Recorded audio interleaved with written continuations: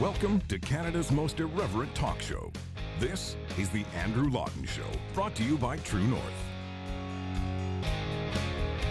Coming up, the Supreme Court upholds Justin Trudeau's carbon tax, the gun control movement thinks Liberal bans don't go far enough, and why one MP is welcoming China's sanctions against him. The Andrew Lawton Show starts right now. Welcome to another edition of Canada's most irreverent talk show. This is the Andrew Lawton Show on True North. As with a couple of weeks ago, we are once again not in the regular home studio. I am on the road in part of the production for Assaulted, Justin Trudeau's War on Gun Owners, a documentary project you've heard me talk about, and I'll actually talk about a little bit later on in the program because there's an interesting news story on the firearms front that ties into the work I'm doing. But other than that, it is a regular show. We're going to be talking to Aaron Wudrick of the Canadian Taxpayers Federation in just a few moments. And the reason for that is because the Supreme Court of Canada last week ruled in a 6-3 decision that Justin Trudeau's carbon tax is in fact constitutional. Now, I know a lot of people on the left are viewing this as in some way vindication for Justin Trudeau's policy and vindication for the climate alarmism and vindication for all of the things that Justin Trudeau has accused the Conservatives of being deniers and all of that stuff. But in actuality, that wasn't what happened. It is a win for the government. Yes, the Supreme Court upheld that this thing that the government wanted to do was actually something the government was entitled to do. But a lot of the spin we're getting from the left right now is not what the Supreme Court determined. Take a look at this tweet from Gerald Butts. He writes, "This is a great day for climate change action in Canada. Congratulations to the many, many people who have worked their arses off on the National Climate Plan over many, many years. Hashtag climate change." The hashtag really clinches it. And then Gerald Butts adds in a second tweet, "Some days make the Himalayan piles of bull bleep you put up with in politics worth it. Today is one of those days and then some. Take a moment to appreciate it. Hashtag Team Trudeau. I know I will." And again, there's that climate change hashtag, which just makes the tweet turn into real action on climate change. If you don't hashtag it, it doesn't count. But one of the big issues here is that the government was given the green light by the Supreme Court because of the determination that global warming was an issue of national concern in the sense that regulating greenhouse gas emissions is an issue of national concern. Issues where the court determines that provinces don't really have the ability to act are areas where the federal government can, under rare circumstances, claim jurisdiction. That was one of these circumstances under the Peace, Order, and Good Government section of the Canadian Constitution. Now, if I'm boring you, that's kind of the whole point of this. This was not a case about climate science. It wasn't a case about global warming. It wasn't a case about any of the things that the government has tried to position it as being a case about. It was about the separation of powers. Now, I'm a big believer in provincial autonomy and provincial rights, so I'm actually annoyed by this for that reason as well as about the carbon tax. But this was not a vindication of the carbon tax as policy. And that's so key here because the Liberals are trying to say that this is proof that the carbon tax is the best way of doing everything. But that isn't in fact the case. One of the things that we know, and I was actually sitting in the Court of Appeal for Ontario for every day of Ontario's challenge of the carbon tax. And one of the things that the lawyers and the judges said very candidly was that we are not here to legislate over climate science. We are not here to talk about the policy implications, whether this is reducing emissions. We're here to talk squarely about the question of, does the federal government have the jurisdiction to do this when it is not spelled out in the Constitution that they can? And that was the whole point of this. And some of the arguments that were brought forward by interveners like the David Suzuki Foundation and other groups were that the government should be able to do whatever it wants because this is an emergency. So they were actually kind of advocating for a War Measures Act style of approach to climate change in that, well, it's an emergency, so the federal government can suspend the Constitution and do what it wants. And I'm glad the court didn't actually go that far. And to be fair, the government didn't make that argument, but by proxy, some of these other radical environmental groups were. But I do want to talk about this because the question of what are we going to do about it now shifts from the legal realm to the political realm. Canadians are not destined to have a carbon tax now if there is political will to get rid of it. Aaron O'Toole, for his part, the leader of the Conservatives, has said that he will scrap the Trudeau carbon tax. Last week, we spoke about Aaron O'Toole's speech at the Conservative Convention, in which he said climate change is real, the debate is over, and then also took aim at deniers and said that we are not going to allow the Conservative Party to be branded as the party of deniers. The problem is that Justin Trudeau has kind of positioned this as being the best, if not the only remedy to climate change. So if Aaron O'Toole comes out during the election and says, no more carbon tax, Trudeau, no matter what, is going to say, see, they don't have a plan. See, they don't believe in climate change. And we go back to square one with the Conservatives becoming, in the Liberals' eyes, the party of deniers, but without the benefit of actually having been standing firm and not going to the infighting, which Aaron O'Toole did by unleashing on the Conservative base at the convention last week. But the reason I think this is important is because Justin Trudeau did win an election when he was pushing for this carbon tax. He won an election when he was defending the carbon tax. And politically, a lot of people could say Canadians have made their peace with it. Is that actually the case? Are Canadians on board with this? And is that the case because they believe in it or because no one's put forward another option? I want to talk about some of these implications with Aaron Wudrick, who is the federal director for the Canadian Taxpayers Federation and joins me on the line now. Aaron, good to talk to you again. Thanks for coming back on the show. Yeah, thanks for having me, Andrew. Now, the CTF was an intervener in the carbon tax case, and I know put forward some really great arguments, not just about the implications of this from a constitutional perspective, but even that fundamental question of, is this a tax or not? And for a lot of Canadians who have to pay it, that seems like an odd question to have to be litigated, but it did. Yeah, it's true. And the court, they made a point of saying from a constitutional standpoint that this is not a tax, it's a regulatory charge. We've always suggested that's a distinction without a difference. You can call these things fees or levies or taxes or regulatory charges. The point is it's money that you don't have to spend on what you want. And that was relevant for our arguments because, of course, people will be familiar with the principle of no taxation without representation. And the fact that the federal carbon tax is imposed by cabinet rather than parliament made that determination of whether or not this was a tax pretty important. So the court said it's not a tax. That means it's okay for a cabinet to impose it rather than parliament. Yeah, that's an important point. And one of the dissents in the decision actually addressed that, I think, very well, which was that all of a sudden we don't even have a parliamentary oversight to this because this legislation, which was passed in Parliament, has really been supplemented by things that are just put at the direct cabinet level. And I think that's particularly important given in the last year we've already seen increases in the carbon tax. Yeah, it's remarkable to see 3 dissents in a decision. Of course, there were 6 in the majority, but 3 separate dissents was unusual. And Justice Cote really focused on the process argument. She was essentially, she agreed that the federal government could legislate and sort of govern and impose things related to greenhouse gas emissions. But she had a problem with exactly the thing that we had raised, which was it wasn't Parliament deciding this, it was Cabinet doing it.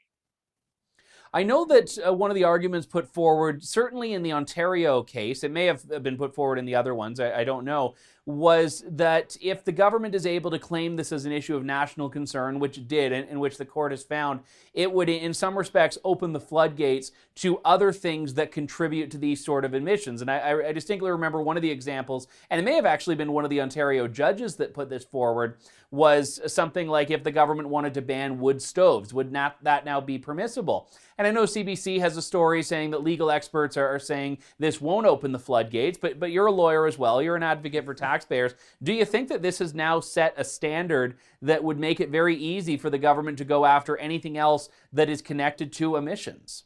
Well, you don't even have to go down to a regular lawyer like me, Andrew. You can go with 2 of the dissenting justices at the Supreme Court. Justice Russell Brown and Justice Rowe both made essentially this argument, which is that it's a really slippery slope and that the door has been thrown wide open. I think that's actually, interestingly, it might actually someday overshadow this case in terms of importance. Right now, it's about the carbon tax. It's a polarizing issue, but the balance of power between the federal government and the provincial government. I mean, Canada is a fine balance. It only works if you have that sort of that calibration right. And those justices have warned that, this could open the door to tipping the scales in Ottawa's favor. Let me ask you, Aaron, when we're talking about the political implications of this, it's important to note the court didn't say this is working. It didn't say this is good policy. It didn't say that everyone should embrace the carbon tax. It just ruled on the constitutionality. But on the political argument, Canadians have elected and re-elected Justin Trudeau knowing that this was something he wanted to do. Are you finding that there is, in general in Canada, an appetite for this?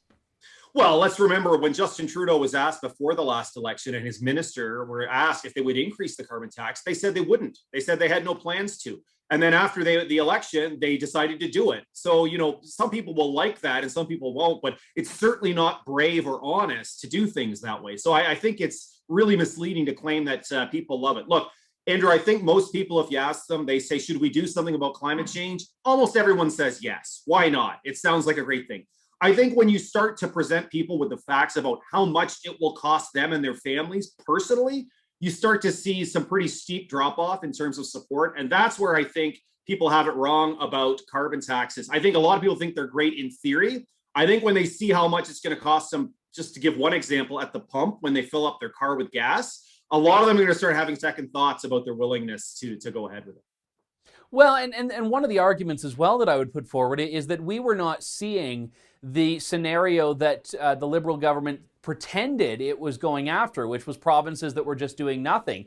All provinces had some plan that they were working on in this effect, and also provinces were seeing declines in emissions. So the idea that this was only something that the federal government could do, and if left to their own devices, provinces wouldn't, just is fundamentally not true.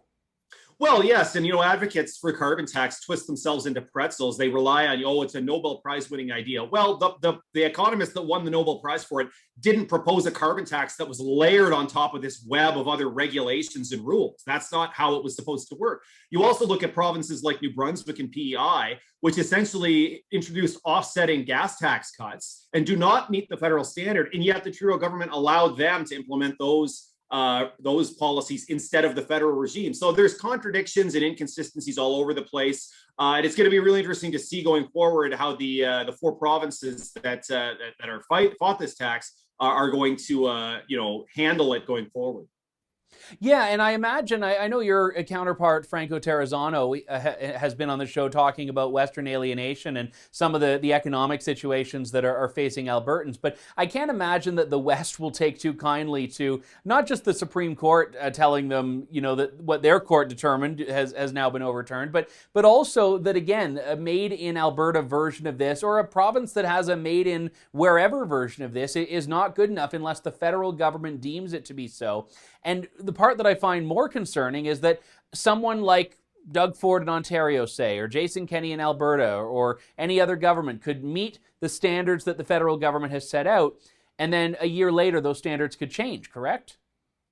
Well, yes. I mean, and it's a rising standard. And look, the whole reason that the feds and that's the whole reason they've imposed a backstop, so they say, rather than a one size fits all for the country, is they recognize that different provinces are affected in different ways by the requirements, and so they want to give them some flexibility. And yet, it brings to mind the old saying, Henry Ford said, you can have any color Ford car you want as long as it's black.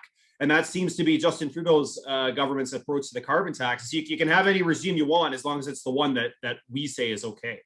Yeah, I mean, who am I to tell the Supreme Court majority they got it wrong? But I did, when I was reading through the majority decision, find that to be a little bit odd. It seemed like overstating the autonomy that provinces have as the defense against the federal government regulating this. But again, if the federal government is still forcing them to do that, autonomy within those narrow parameters isn't really that much autonomy.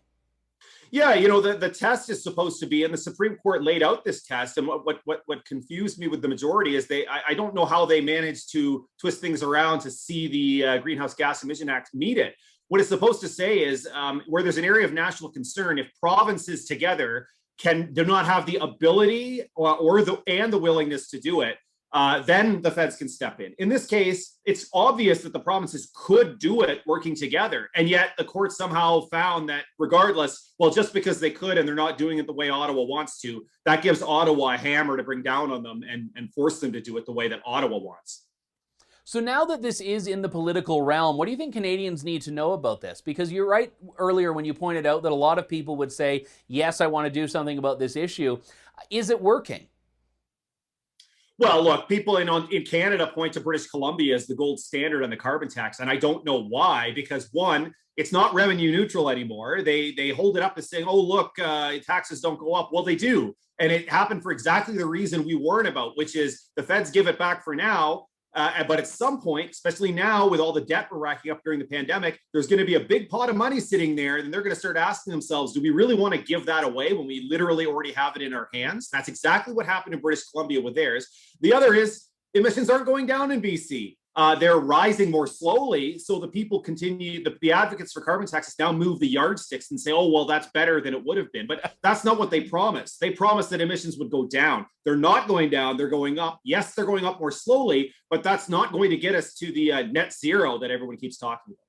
So in that way, it moves further and further to that argument you raised at the beginning, that this is a tax because government's collecting revenue when it goes up. Yes, look, and I don't deny there's a rebate. People say, oh, why don't you mention the rebate? Yeah, it's better that they give some of the money back. I don't deny that at all. My point is we've already seen in British Columbia what happens is eventually governments realize that, hey, we've got this big pot of money that we really need. Why should we give it back? Why don't we just quietly stop giving it back? And that's my fear as we get up to $100, $150 a ton. And right now, people are getting rebates every year with their taxes, $500, $1,000, $2,000. That could go away. And then you're really, up the creek because you're paying a lot more and you're getting nothing to offset it. Aaron Wudrick, Federal Director for the Canadian Taxpayers Federation. Always a pleasure, Aaron. Thanks for your work on this. Yeah, thanks a lot, Andrew. I realize that tax in this context means something different legally versus practically, and this was the argument that Aaron put forward, I think very effectively before the court, him and his colleagues. But at the same time, I also love the twisted pretzelness that we see from a lot of liberal apologists. Mike Moffat, who's an economist, actually from my neck of the woods in London, had said on Twitter, "I don't get the resistance from journalists to stop calling it a carbon tax when it's not. It's sending a signal and not a good one. If you can't strive for accuracy when doing so is easy, use carbon price instead. Why would I think you'd do it when it's hard?" So his argument is that if a journalist calls it a carbon tax, they are a sellout. It's a carbon tax. You can say it's a price in the same way that you can say perhaps a value-added price is what HST or GST is. But it's a tax. If people have to pay it and government's making them pay it, it is a tax. So I don't get the idea of accusing reporters of being biased to oppose it by calling it a tax. It seems like they are more concerned about the semantics than anything else. And before I wrap things up, I just saw a very funny meme from former Conservative leader and still sitting Conservative MP Andrew Scheer, playing off of the ship that is indefinitely stuck in the Suez Canal.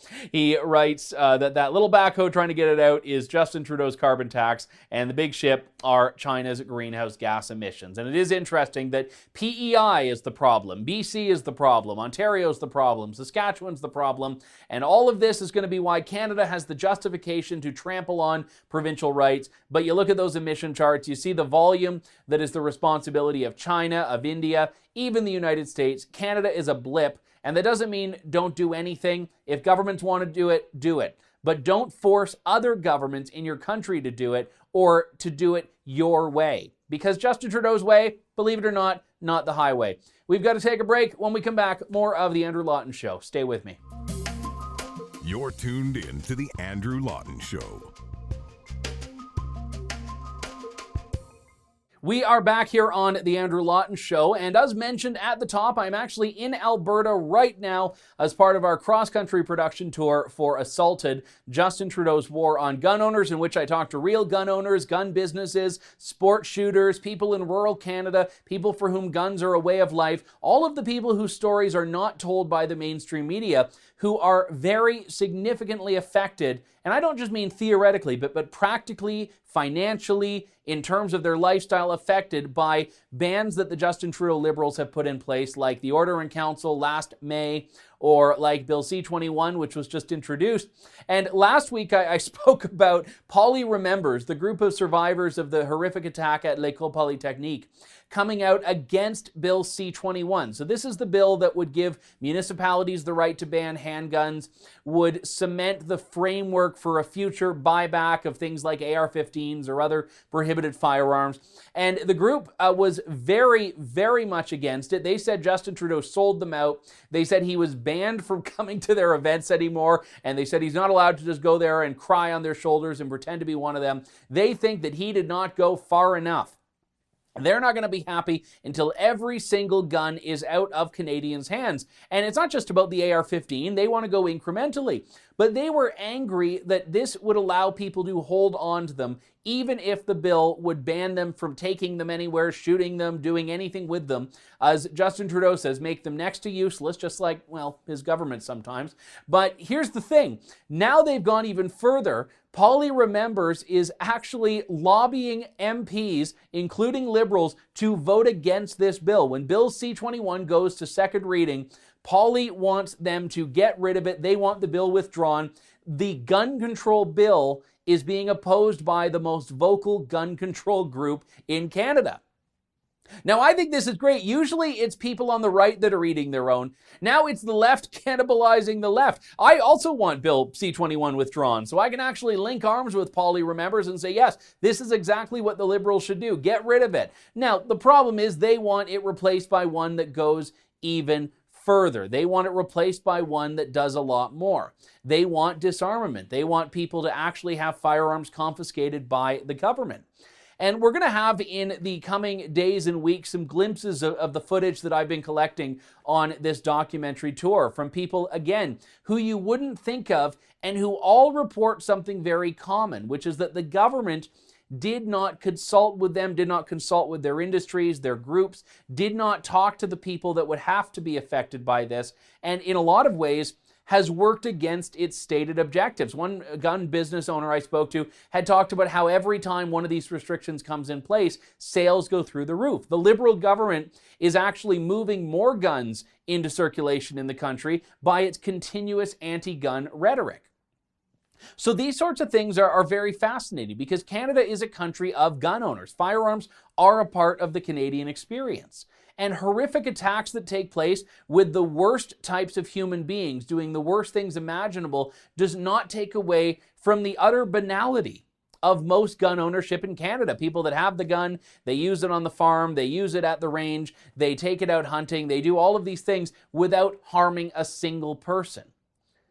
But it also is proof that incrementalism is always the goal here. They're never going to stop at X when Y and Z are still ahead. And this is something people need to realize when something is presented as being a reasonable policy alternative. And this applies to the carbon tax as well. It's never one and done. It's never, here's the carbon tax, it's $50 a ton, and this is what we're going to do. It's 50, then it's 75, 125, 150, 250, and so on. With firearms, it's never just, let's ban the AR-15. It's, well, let's ban all these 1,500, and then a few weeks later, they add 500 to the list, and they are going to continue to keep adding those things. With all of the lockdown restrictions, how did that work out for people when the government said, we just need to take these nominal steps that will help, and then we'll be fine? No, they keep getting ramped up. Incrementalism from status, incrementalism from government is one of the biggest threats because it means that everything they do is couched in moderation when there is a longer-term goal that would be radical on the surface. That old saying about the frog in the pot of boiling water. If you put the frog in the pot, it's going to jump out, but if you bring the heat up gradually, the frog won't notice. Whether or not it's true, I don't know, but what I do know is that in the metaphor, we are the frogs and Justin Trudeau is standing over the cooktop. We'll be back in a moment with more of The Andrew Lawton Show. Stay with me. You're tuned in to The Andrew Lawton Show. I try not to get offended about things. I really try, but I'm actually offended. I am hurt. I feel ignored. I feel dejected. I feel completely avoided. Unfortunately, China released a round of sanctions, including on some Canadians, and I am sad to say I was not on the list. I have not yet been sanctioned by the Chinese Politburo, nor has the Andrew Lawton Show, nor has True North. Now, give it time. These things could come around. Maybe I get a nice birthday surprise by the time my birthday comes, which is not for quite a while, so maybe we'll get something even sooner. But I'll tell you who was included. Michael Chong, the Conservative MP, a guy who would love to be Canada's Foreign Affairs Minister at some point, former Conservative leadership candidate, was included by the Chinese Foreign Affairs Division in a list of sanctions that went after a number of politicians and public officials in the US and the UK. They also went after a Canadian parliamentary subcommittee, which had, I think, all-party representation on it. But Michael Chong was the one specifically named as being apparently the big bad guy in the eyes of the Chinese Communist regime. Now, Michael Chong had a great response to this. He tweeted out, I think the day after, "We've got a duty to call out China for its crackdown in Hong Kong and its genocide of Uyghurs. We who live freely in democracies under the rule of law must speak for the voiceless. If that means China sanctions me, I'll wear it as a badge of honor." And that's a very good attitude to have about it, to embrace this. When the world's most brutal dictatorships are against you, you must be doing something right. And if I were Justin Trudeau, if I were Marc Garneau, if I were any number of liberal muckety-mucks, I would actually be quite offended to not be on the list. As a Canadian, I'm actually a bit concerned. Why are our Canadian lawmakers at the senior level not angering China so much that they too are finding themselves sanctioned? It's not that I think these things are necessarily productive. It's that we have been completely aware of China's endgame, of China's trampling on human rights, of China's trampling on due process, of its abuse of the rights of two Canadians, Michael Kovrig and Michael Spavor. And for years, that the Canadian government's response has not been severe enough to justify China saying, "We're sanctioning you," means that Canadians have not actually been doing enough. And when I say Canadians, I'm not talking about ordinary people. People like Michael Chong are standing up for freedom. They are standing up for due process. I'm talking about the Canadians that are supposed to be getting results. We had a complete behind closed doors trial of the two Michaels, which in many cases may have been China flexing its muscle because the US was about to start meeting in Alaska with officials from Beijing. It may be for any number of reasons, or it may be because China is not a good faith actor, and we shouldn't expect them to become this overnight. We have to fight fire with fire. And to be clear, Marc Garneau did say, well, I've dealt with bullies before, and you've got to stand up and you've got to show them. But Marc Garneau was also the guy who said this. Mr. Speaker, I abstain on behalf of the Government of Canada. Mr. Garneau, abstention, abstention.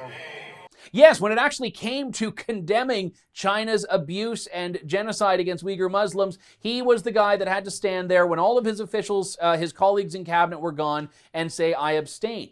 So how do you square that with, oh yes, we're standing up to bullies. Yeah, we're going to stand up to them. And he was talking about Canada putting some sanctions on Chinese officials, but the sanctions game is a lot more theatrical than anything else, which is why I don't think any Canadian politician who's sanctioned by China should really care all that much. And that's been thus far the extent of Canada's reaction to this. A stern warning, a bit of a finger wagging, and then some sanctions, but ultimately nothing. And if anything, more appeasement. Appease and thank you. I think I titled a previous show that because that seems to be the Canadian government's response when faced with China's brutality. We are, a year and 3 months into the circumstances that were unleashed when China allowed for COVID-19 to first become a thing. And in that time, we've seen more and more examples of China's unwillingness to engage with the world in a way that is genuine. It only engages in the world when it thinks it can benefit from it.